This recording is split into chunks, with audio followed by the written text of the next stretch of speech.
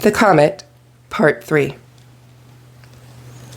Quietly, he turned a latch and stepped out into Wall Street. How silent the street was. Not a soul was stirring, and yet it was high noon. Wall Street? Broadway?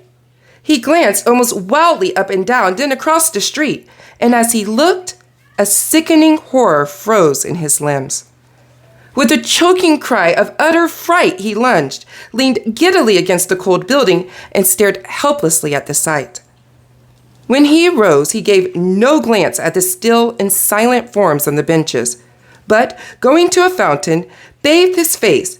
Then, hiding himself in a corner, away from the drama of death, he quietly gripped himself and thought the thing through.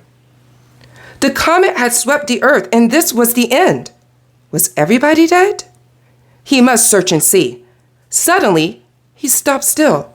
He had forgotten. My God, how could he have forgotten? He must rush to the subway. And then he almost laughed. No, a car. He saw one. Gently, he lifted off his burden and took his place on the seat.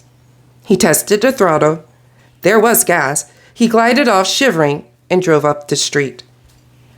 Everywhere stood, leaned, lounged, and lay the dead in grim and awful silence.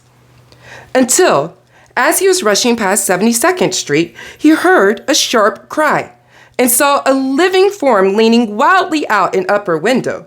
He gasped. The human voice sounded in his ears like the voice of God. "Hello! Hello! Help! In God's name!" wailed the woman.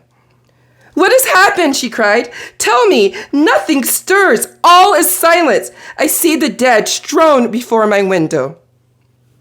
"I had been shut up in my dark room developing pictures of the comet, which I took last night. When I came out, I saw the dead." "What has happened?" she cried again. He answered slowly.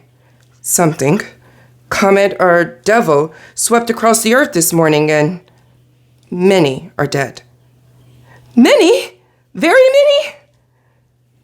"I have searched, and I have seen no other living soul but you." She gasped, and they stared at each other.